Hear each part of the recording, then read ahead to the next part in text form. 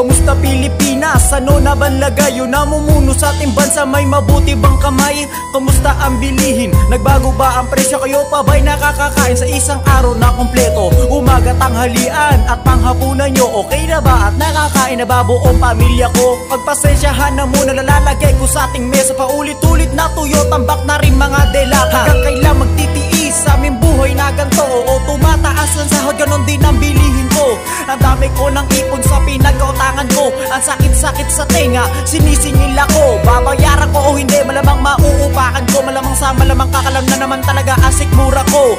Gusto kong makawala sa higpit ng pagkatali nyo. Ang kuko ng agila, sinadya sa leeg ko, binaon nyo. Hirap na nga ng ating bayan, hirap pa ng kababayan. Hirap na rin makalikot na sariling pangkabuhayan. Magkapartido noon ngayon, meron na ring hidwaan. Kulang na lang peres na silangan ng diretsyo sa sanlaan. Bakit ang mayayaman pa inyo tinutulungan? Bakit di na lang yung tao na walang natutulugan? Mga tao sa lansangan na lagi nyong nakikita, dinaan-daanan lang parang basura sa kalsada. Harap-harapang panluloko, bibilhin ng mga boto. Pag nakaupo di mo malaman sino ang durobo. Iaali daw kanyang buhay para sa ating bansa. Tintang humalik sa daliri mo, nagbisto lang manchas. Geta, tanongin kita, ano ba ang nagbago sa lugar nyo? Sa bansang tong sa bilihin mo't gastusin mo. Ngayon pa lang alam ko nang pansin mo yan. Bansa nating Pinas, mauuwi sa pagkapilis yan. Paulit-ulit na sistema, tangin na naman. Pilipinas natin bayan, kaliwat kanan ng patayan. At di malabo na maubos na ang mga tao. Bago pa ako mamatay, mag-iibang bansa muna ako. Korupsyon ang misyon na dapat ninyong kitilin.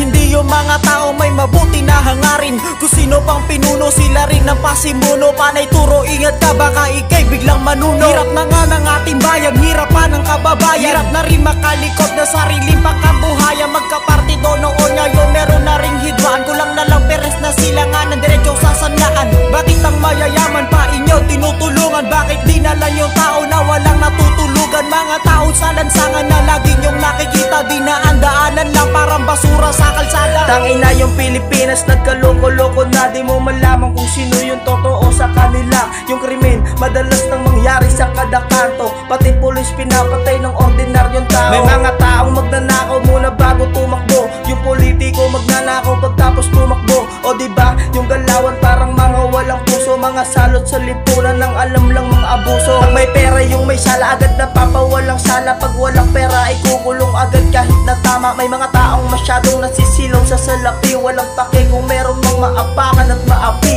Kaliwat ka ng abutan kung saan nagsusulputan. Pinagbabawal na gamot at titikman na ng kabataan. Kaya minsan hirap nang makinig sa mga balita. Di mo alam kung totoo ba lahat ng pinapakita. Hirap na nga ng ating bayan, hirap pa ng kababayan. Hirap na rin makalikot na sariling pangkabuhayan. Magkapartido noon ngayon, meron